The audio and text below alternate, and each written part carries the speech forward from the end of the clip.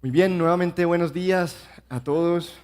Se cuenta de un joven extranjero que consiguió el trabajo soñado, ser el administrador y la mano derecha de un gran gobernante, el soberano de una nación la más poderosa del mundo. Su jefe lo apreciaba tanto y le tenía tanta confianza que le dio acceso a su casa, a sus bienes personales. El joven era honrado y era excelente en su labor. Pero no todo era color de rosa para él. La mujer de su jefe, hermosa, bien vestida, atractiva como pocas en el país, lo acosa insistentemente con sus insinuaciones, día y noche. Un día, aprovechando la ausencia de su marido y que todos los demás empleados estaban ocupados, la mujer se lanza a sus brazos y hasta le arrebata parte de su ropa. Para su indignación, el joven la rechaza, huye, corre tan rápido como sus piernas le permiten, no se atreve a mirar atrás y no para hasta que se siente seguro, hasta que puede respirar aliviado y darle gracias al cielo por haberlo librado. Es una historia conocida para todos, se encuentra en la Escritura, es la historia de José, el hijo de Jacob, cuando trabajó en la casa de Potifar, uno de los hombres más poderosos del imperio egipcio, y su huida de manos de la mujer de su jefe, podemos leerla en Génesis capítulo 39. Nos sirve como una ilustración, como un ejemplo narrativo de lo que es la invitación central de nuestro texto en esta mañana para todos nosotros. Huyan de la inmoralidad sexual. La inmoralidad sexual no es algo que deba tratarse a la ligera. No es algo que somos llamados a resistir. No es algo que somos llamados a enfrentar. No es algo que se nos invita a derrotar. La inmoralidad sexual es algo de lo que debemos correr. Literalmente correr si es necesario, como tuvo que hacerlo José. La inmoralidad sexual es algo tan peligroso, tan poderoso, tan adictivo y tan destructivo que debe mirarse de lejos. Entonces, iniciemos preguntándonos a la luz de la Biblia, ¿qué es la inmoralidad sexual? ¿Es cualquier acto, cualquier pensamiento o cualquier deseo sexual que tenga lugar fuera del pacto matrimonial entre un hombre y una mujer? Relativamente sencillo de recordarlo. Cualquier acto, cualquier pensamiento o cualquier deseo sexual que tenga lugar fuera del pacto matrimonial entre un hombre y una mujer es bíblicamente inmoralidad sexual. El Nuevo Testamento engloba todas sus formas, todas las formas de inmoralidad sexual en una sola palabra. Es una palabra griega, porneia, de donde viene la palabra pornografía, por ejemplo, e incluye la fornicación, que es como llamamos a las relaciones sexuales fuera del matrimonio, el adulterio, que sería una forma de infidelidad, la prostitución y el incesto, entre todas las demás. Con una sola palabra, el Nuevo Testamento recoge todas estas formas de inmoralidad sexual. Y tristemente, las estadísticas demuestran que la iglesia no es ajena a la inmoralidad sexual. Según datos de las firmas encuestadoras Barna Group, Pew Research Center y Relevant en Estados Unidos, así como del medio periodístico Christianity Today, el 68% de los hombres que asisten a la iglesia, o sea, 7 de cada 10, admiten acceder a materiales pornográficos con regularidad. El 18% de los hombres que asisten a la iglesia, casi 1 de cada 5, reconoce ser adicto a la pornografía. El número de mujeres que consumen pornografía está aumentando exponencialmente en los últimos años. La encuesta confirmó que el año pasado el 15% de las mujeres cristianas se expone a contenido pornográfico por lo menos una vez al mes. El 17% de los cónyuges cristianos casi 1 de cada 5, ha cometido adulterio, siéndole infiel a su esposo o a su esposa. El 57% de los cristianos, casi 6 de cada 10, piensa que las relaciones sexuales fuera del matrimonio son aceptables siempre y cuando ocurran en una relación de noviazgo comprometida y seria. Y escuchen el 80% de los cristianos, 4 de cada 5, ha tenido sexo fuera del matrimonio. De esos, el 64%, más de 6 de cada 10, lo ha hecho en el último año. Y el 42%, casi la mitad, lo sigue haciendo hasta el día de hoy. Lo practica. El 23% de los líderes cristianos, casi 1 de cada 4, reconoce haber tenido algún comportamiento inapropiado hacia el sexo opuesto, alguien que no es su esposo ni su esposa. Y aunque no tenemos datos así de precisos en nuestra iglesia, los pastores hemos identificado con gran tristeza y pesar y preocupación que los números en el redil del poblado no serían muy diferentes. Por eso es indispensable que escuchemos la enseñanza bíblica respecto a la inmoralidad sexual y a nuestros cuerpos. Para hacerlo les pido que me acompañen a la primera carta del apóstol Pablo a los Corintios. Vamos a leer en el capítulo 6, los versos 12 al 20.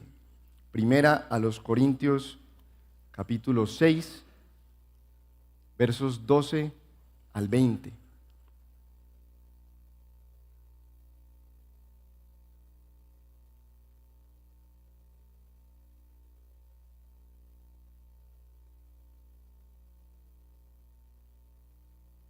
Leo para ustedes en la Nueva Biblia de las Américas lo que dice la palabra de Dios.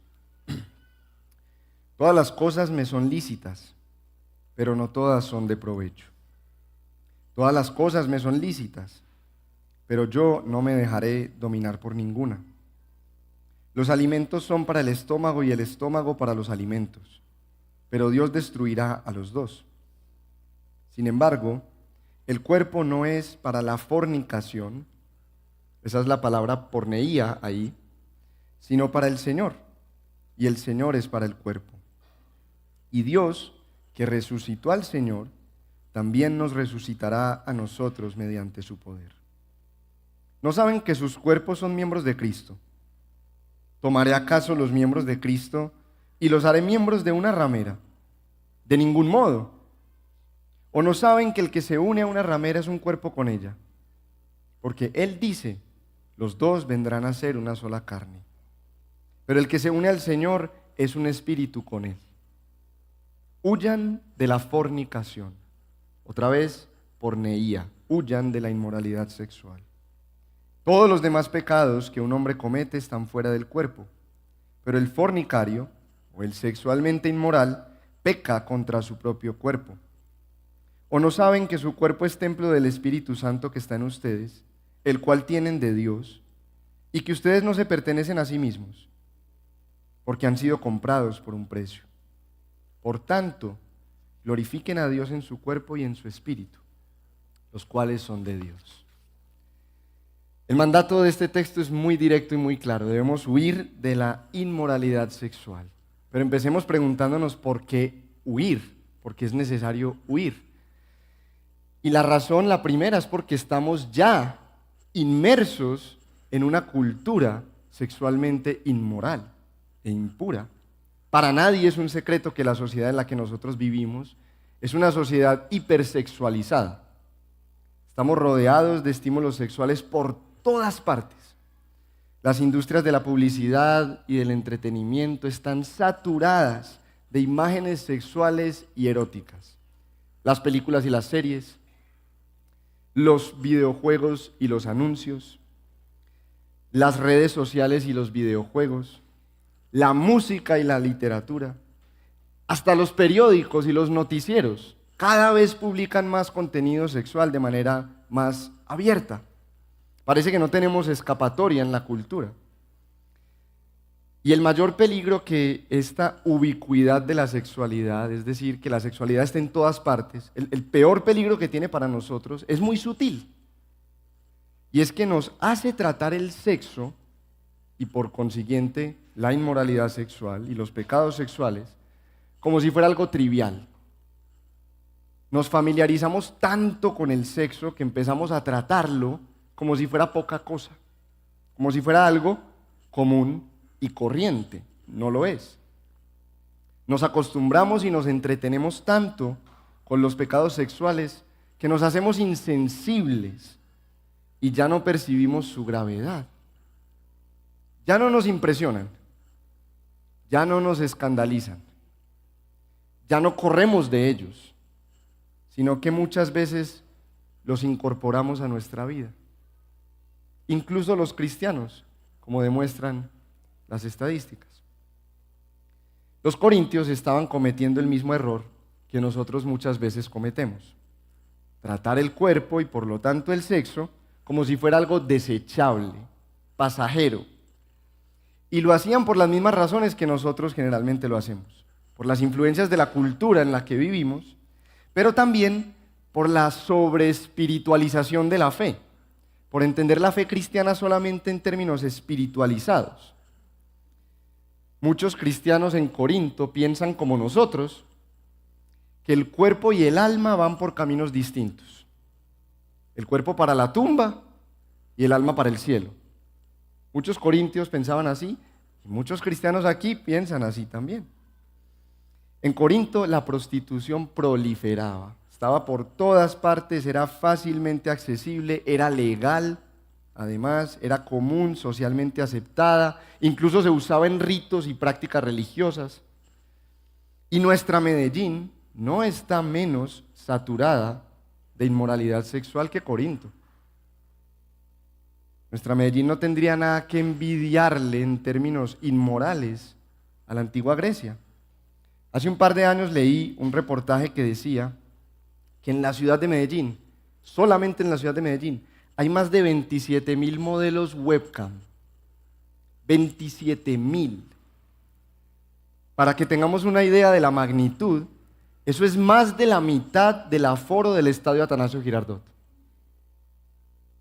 Eso es más que la población total de un municipio como Santa Fe de Antioquia. Eso duplica el número de trabajadoras sexuales registradas en Rumania, que es un país de Europa del Este reconocido por la prostitución. Ya existe incluso aquí en Medellín una empresa que ofrece un diplomado para aprender a seducir como modelo webcam. ¿Y qué decir de la prostitución? ¿Hace cuánto no caminan por el Parque Lleras? A cualquier hora del día, ya ni siquiera estamos hablando de la noche. Todo eso afecta el clima cultural de la ciudad. Medellín empezó siendo reconocida hace años por las textilerías, por las empresas de moda, pero ya se ha convertido más en un epicentro de la sensualidad y el erotismo. Basta con salir a la calle, basta con caminar por un centro comercial para comprobarlo. Incluso tristemente hay que decirlo, muchas veces basta con mirar a la iglesia para comprobarlo. Esta semana vinieron unos hermanos de Bogotá a capacitarnos en un taller de predicación y se quedaron asombrados con la manera en que viste la mujer paisa. Por eso Pablo inicia corrigiendo las palabras que probablemente él mismo le había escrito a los corintios en una carta anterior a esta primera a los corintios, cuando les dijo: todas las cosas me son lícitas. Parece que los corintios se tomaron muy en serio esa frase de Pablo, que había escrito en un contexto muy distinto, hablándoles de dónde compraban su carne, lo cual es totalmente indiferente, de eso también habla en esta carta en los capítulos 8 al 10, y que los corintios habían pervertido las palabras de Pablo, de que todo me es lícito. Se dejaron llevar por la cultura y terminaron cayendo en creer lo que creían y enseñaban los filósofos griegos, que siempre y cuando la prostitución se usara de manera moderada, entonces era aceptable. Que siempre y cuando no te dejaras dominar por tus instintos, estaba bien recurrir a la prostitución. Incluso la veían como una manera para protegerse del adulterio. Qué ironía. Los griegos trataban el apetito sexual como si fuera una necesidad biológica. Hay muchas personas en nuestro tiempo que creen esa mentira, que el apetito sexual es una necesidad biológica, como si fuera equivalente a tener hambre o a tener sed. En la antigua Grecia, donde estaba ubicada Corinto, circulaba ese dicho que Pablo cita en el versículo 13: los alimentos son para el estómago y el estómago para los alimentos. Ellos lo usaban para argumentar por vía de la analogía que así como el alimento es para el cuerpo y el cuerpo es para los alimentos, entonces el cuerpo es para la sexualidad o para la inmoralidad sexual y la inmoralidad sexual para el cuerpo. Ellos lo usaban para decir que el apetito sexual era algo como el hambre, totalmente neutro, inevitable, irresistible. Ellos lo usaban para concluir que el apetito sexual se desvanecía con el uso, así como la comida que va al vientre, y que por eso era lícito satisfacerlo por cualquier medio y en cualquier momento. Y muchas personas de nuestro tiempo piensan igual. Creen que es válido satisfacer el impulso sexual de cualquier manera. Lo decimos en cosas como esta: la pornografía es inofensiva porque no le hace daño a nadie.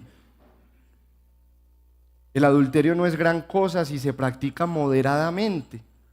Una canita al aire, un desliz, o peor aún, si se practica con el consentimiento de la esposa o del esposo.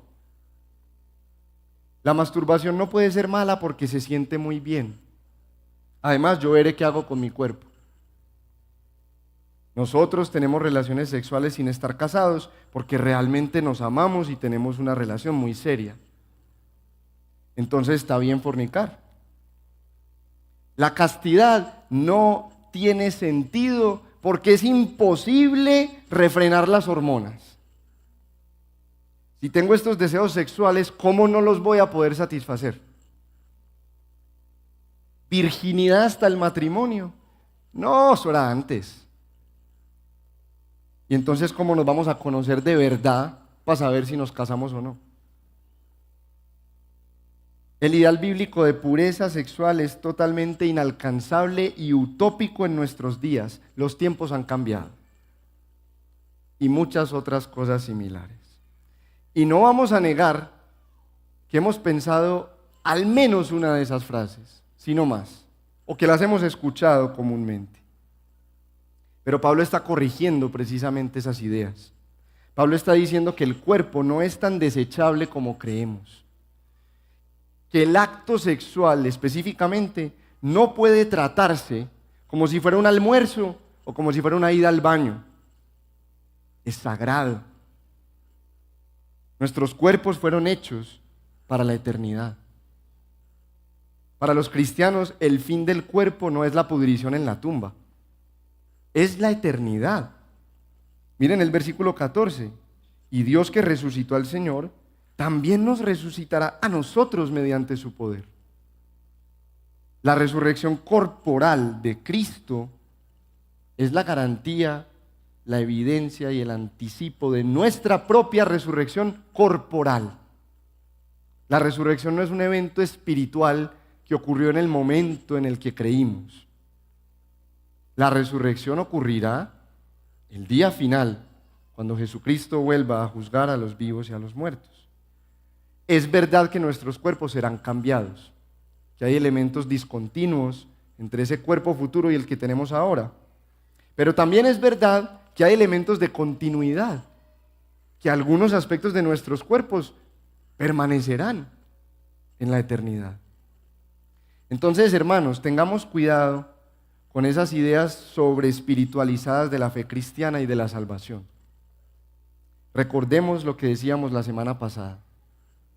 No somos almas encarnadas, somos cuerpo y alma todo el tiempo y al mismo tiempo. Lo que hacemos con el cuerpo afecta al espíritu y viceversa. El pecado sexual nos daña no solo espiritualmente, sino también físicamente. Es lo que dice Pablo aquí. El fornicario peca contra su propio cuerpo.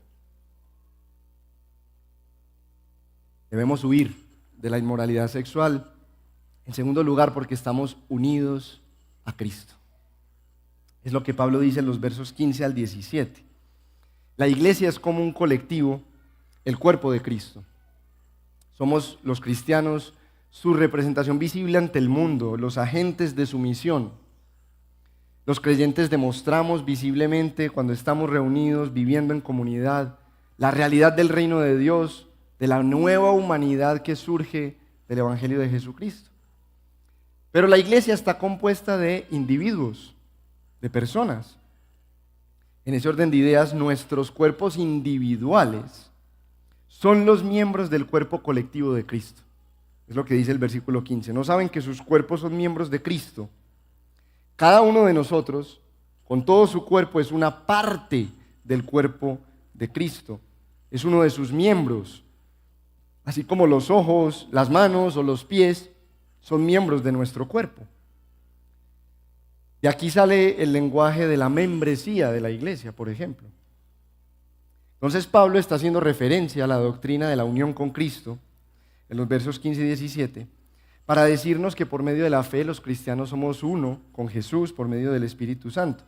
Lo sorprendente de lo que Pablo está haciendo aquí es que está usando una figura matrimonial para describir nuestra relación con el Señor, Jesús.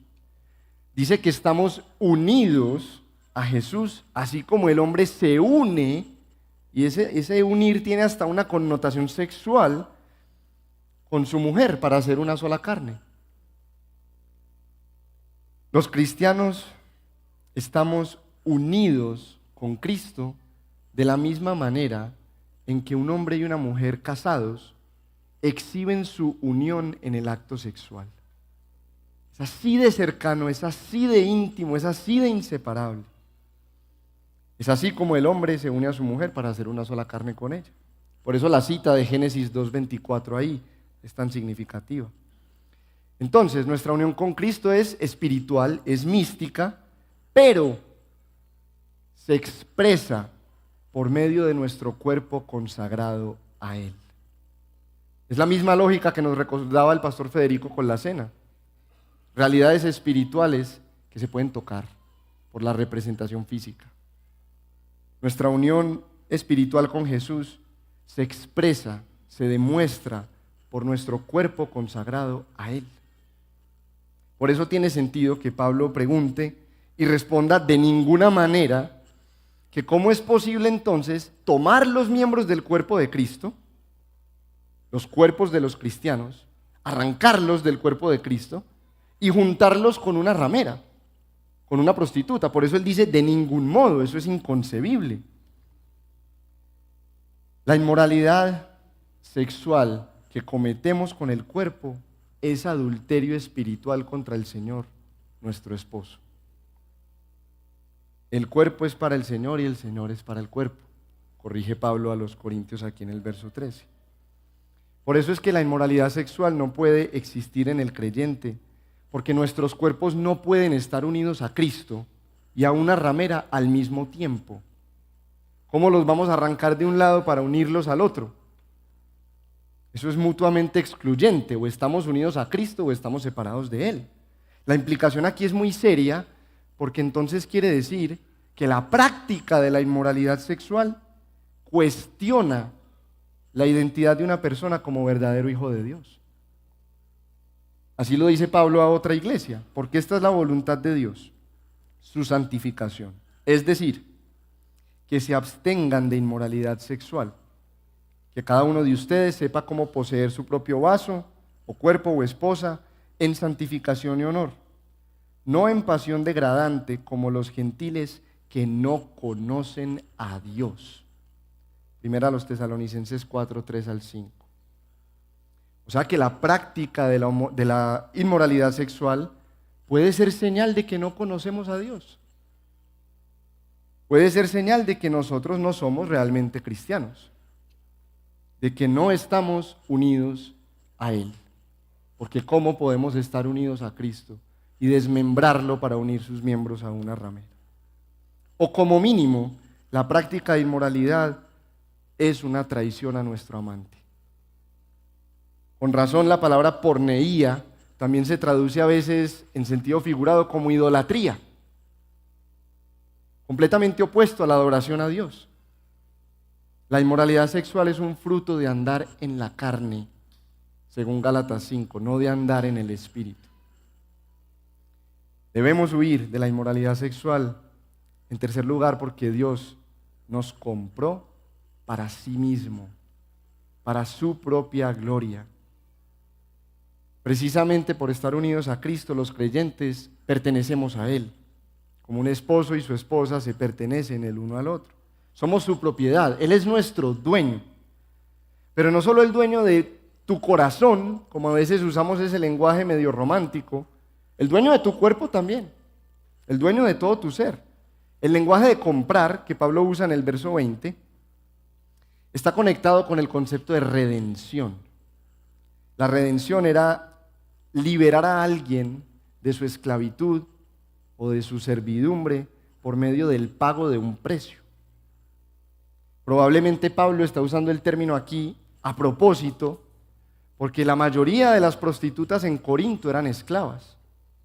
Sus amos, sus propietarios, sus dueños podían hacer lo que quisieran con ellas. Tenían absoluto derecho de todo su ser, incluso de sus cuerpos. Y muchas veces las accedían carnalmente o las prostituían.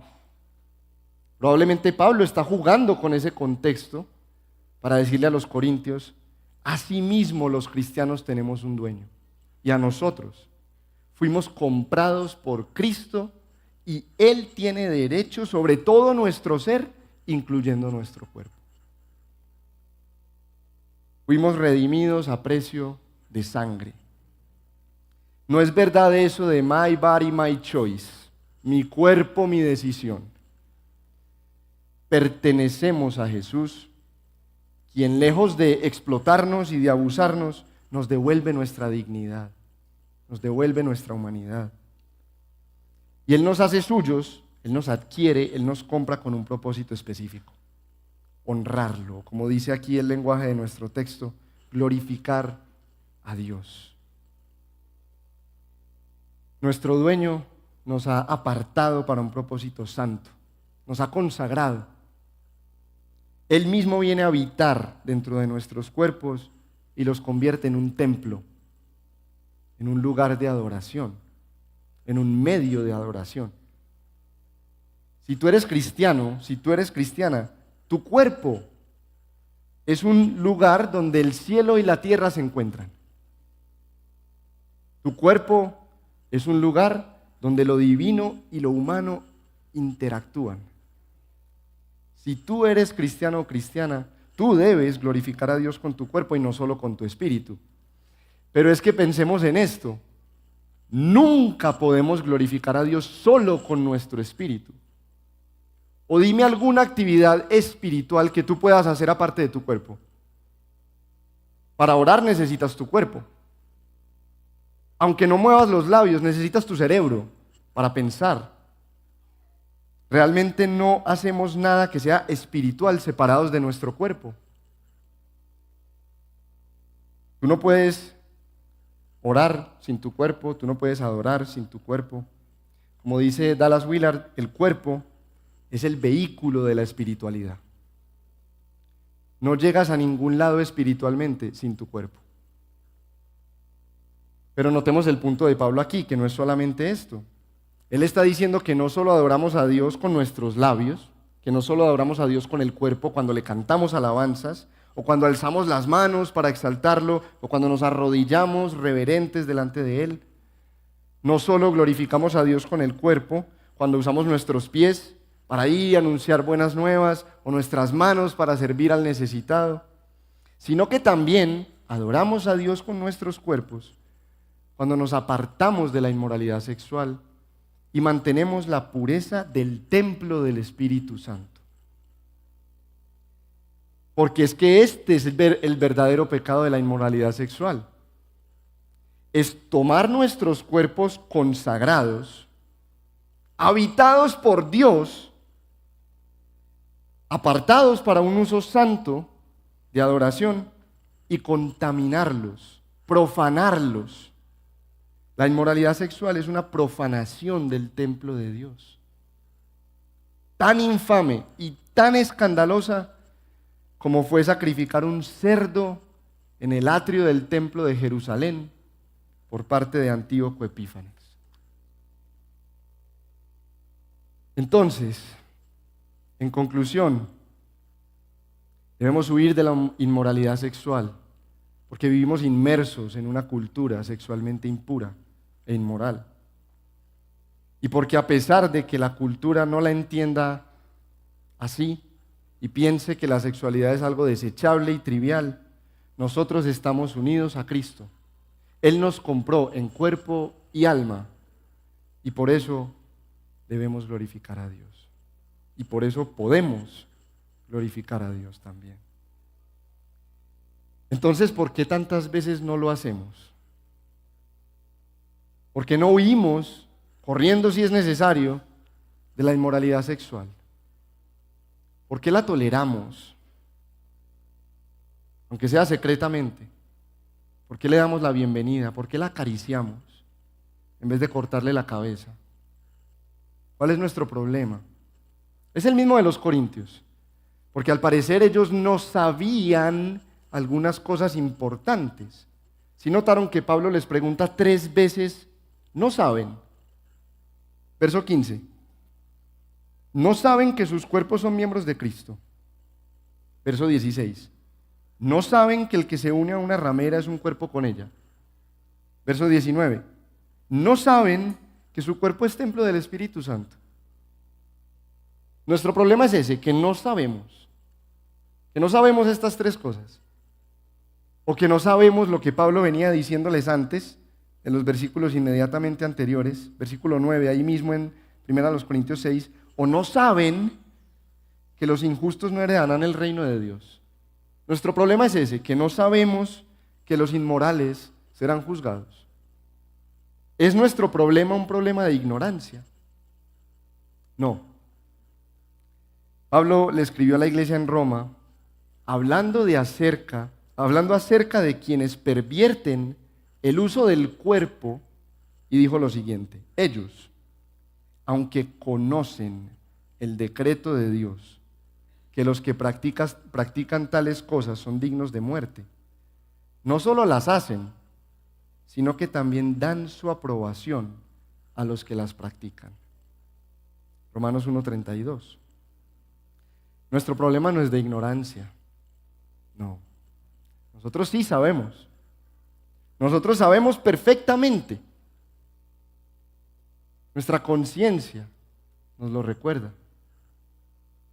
Nuestro problema es que nosotros no creemos. No es un problema de falta de información, es un problema de incredulidad. No es un problema de falta de conocimiento, es un problema de rebeldía. Es un problema de insatisfacción. Nosotros no creemos que la realidad espiritual de estar unidos a Cristo tiene algo que decirle a nuestro cuerpo presente. Pensamos que son cosas distintas, que van por caminos distintos. Nosotros no creemos que nuestros cuerpos son del Señor. De verdad no creemos eso. Por eso hacemos con nuestros cuerpos lo que queremos hacer con nuestros cuerpos y los contaminamos de todas las maneras imaginables. No creemos que el Espíritu Santo nos habita y que nuestro cuerpo es un templo para adorar a Dios. No creemos que el cuerpo es un medio para un fin superior, que es adorar a Dios. Creemos que nuestro cuerpo es el fin y su satisfacción y su preservación o lo que sea. No creemos que el cuerpo afecta al espíritu. Pensamos que los pecados graves son los de orgullo, son los de soberbia, pero no vemos tan graves los pecados que cometemos con el cuerpo. Pero sobre todo, no creemos que Cristo es mejor. Que Cristo es mejor que el placer sexual. Hay quien escucha eso y dice, imposible. No creemos que Cristo es mejor que el placer del sexo. No creemos que Cristo es más satisfactorio que el atractivo del porno. No creemos que Cristo es más hermoso que la más atractiva mujer que pudiéramos mirar con lujuria y con codicia.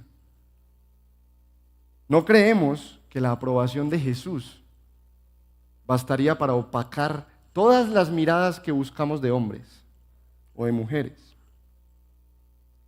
No creemos que Cristo es capaz de saciar nuestra hambre profunda, esa que intentamos satisfacer dando rienda suelta a las pasiones sexuales y a los apetitos sexuales.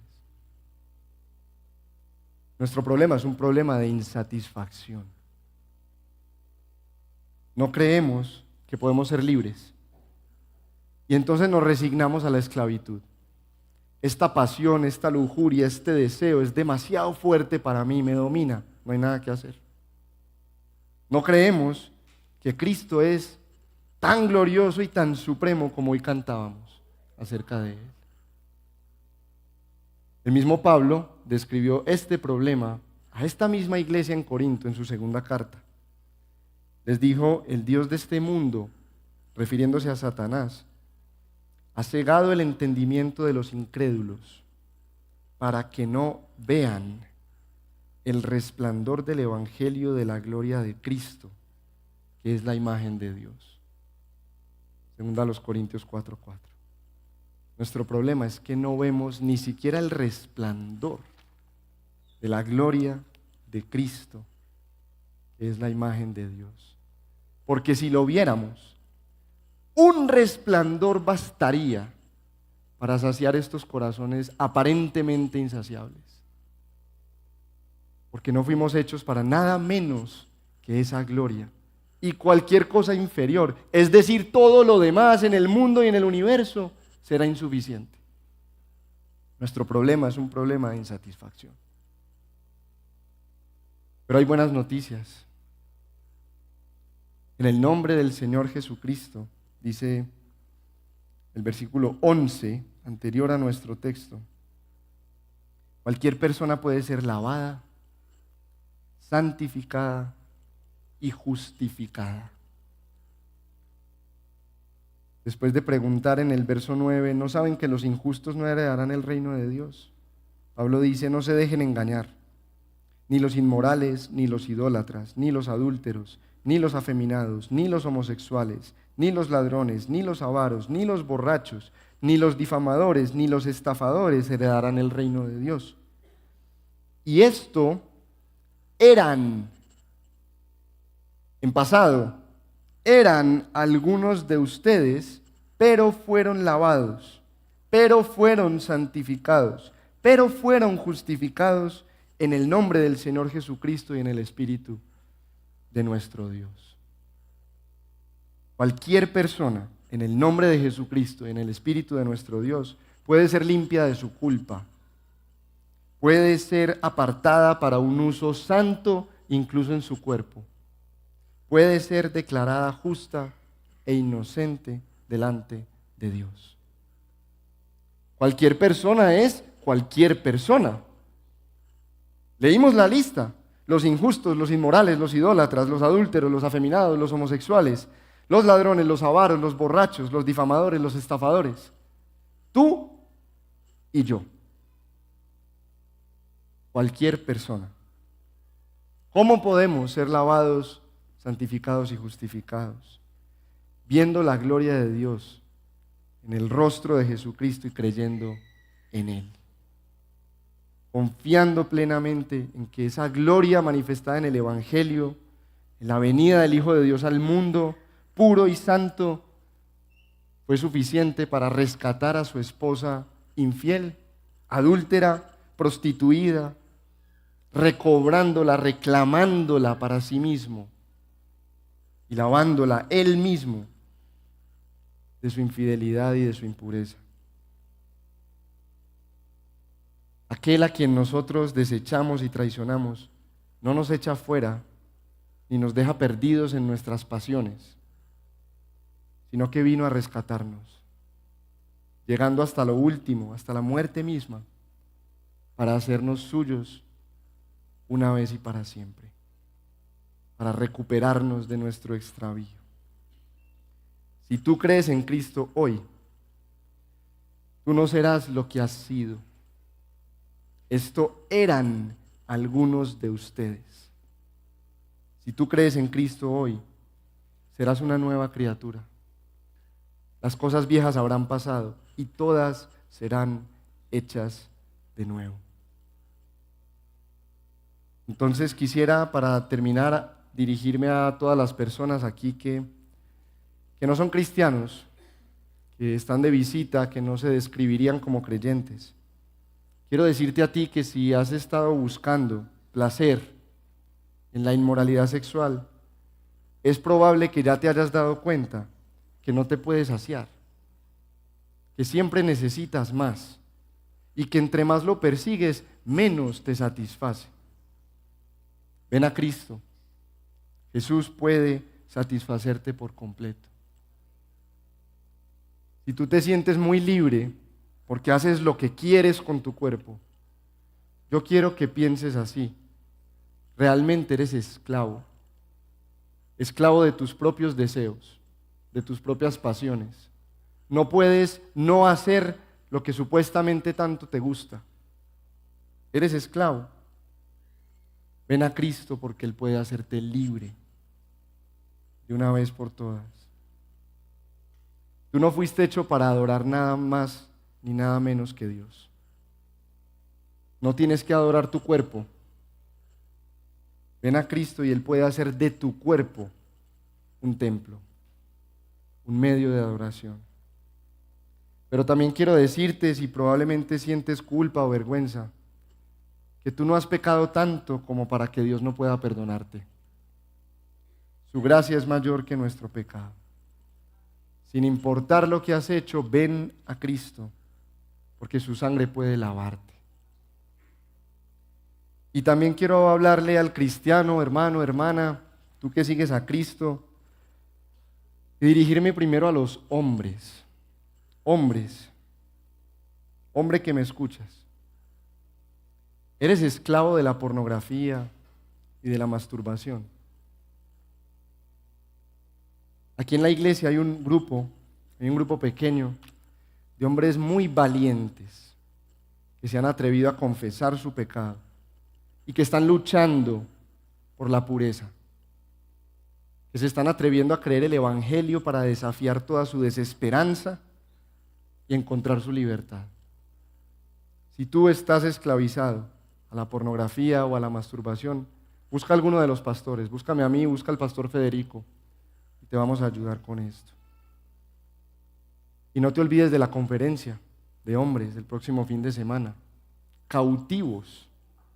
Si tú te sientes cautivo, ven a descubrir el poder liberador del evangelio de Jesucristo.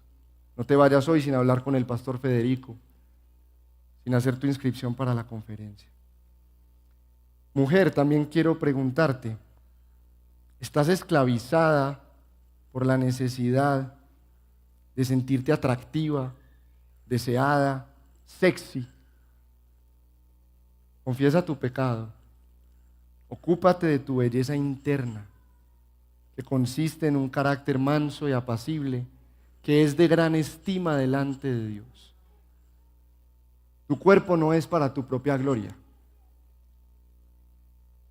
Tú no deberías dirigir las miradas hacia ti. Tu cuerpo es para señalar hacia Jesús, para darle gloria al Dios que te compró, que te escogió, que te salvó. Hermano o hermana, entonces, ¿has caído en la fornicación o en el adulterio? ¿O estás practicando estos pecados en este momento? Recuerda que tus pecados no te definen. Tampoco si tú has sido víctima de la inmoralidad sexual de otros, si has recibido abusos, eso tampoco te define. Si estás pecando así, por esa misma razón, porque tus pecados no te definen, arrepiéntete. Confiesa tu pecado no solamente a Dios, a otros también, para ser libre. Hazlo hoy mismo, hazlo al terminar aquí la celebración. Busca un hermano confiable o una hermana confiable, confiésale tu pecado. Ven a Cristo y disfruta tu unión con Él en santidad y en pureza. Deja de vivir como lo que no eres. Si tú eres cristiano, ya no eres estas cosas. Eres santo, eres justo y eres limpio. Empecemos a vivir así, glorificando a Dios con nuestros cuerpos y creyendo las palabras del Señor Jesús en Mateo 5:8. Bienaventurados, dichosos, inmensamente felices, los de limpio corazón, pues ellos verán a Dios. Vamos a orar. No sin antes tomar un momento para reflexionar en lo que hemos escuchado,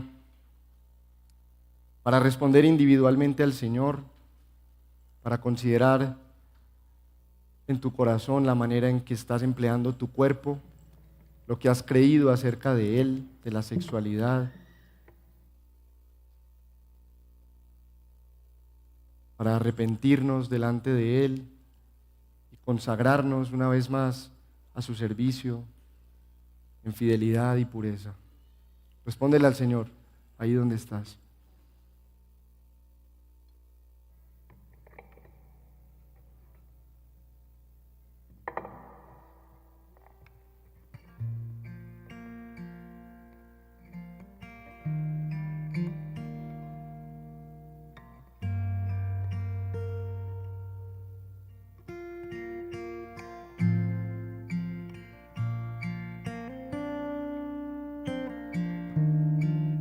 Señor, nosotros hoy traemos delante de ti lo que es nuestra infidelidad, nuestra impureza hacia ti, en últimas. Nosotros hoy reconocemos que no te hemos visto como eres, que nos cautiva no necesariamente lo puro, sino lo atractivo, que ocupamos nuestra mente no necesariamente con lo que es honorable o con aquello en lo que hay virtud alguna, sino con lo que tú llamarías despreciable e impuro. Nosotros necesitamos verte a ti en toda tu majestad y belleza, en toda tu gloria. Entonces ten misericordia de nosotros y muéstranos la suprema belleza de tu Hijo. Renueva nuestra visión de Cristo, danos una visión más grande, más gloriosa de Él, para que nuestros corazones encuentren saciedad, satisfacción, plenitud, para que no tengamos que buscar migajas cuando tú nos sirves el banquete, para que podamos ver las ofertas del pecado y sus impurezas y sus inmoralidades sexuales como algo patético en comparación con lo que tú nos estás ofreciendo. Muéstranos a tu Hijo, Señor, y por medio de tu Espíritu, purifica nuestros corazones, recíbenos en arrepentimiento, arraiga nuestra fe, desde ahora y para siempre, para que podamos honrarte con estos cuerpos que nos diste, con estos cuerpos que compraste, para que podamos demostrar el Evangelio es verdad. En el nombre de Jesús. Amén.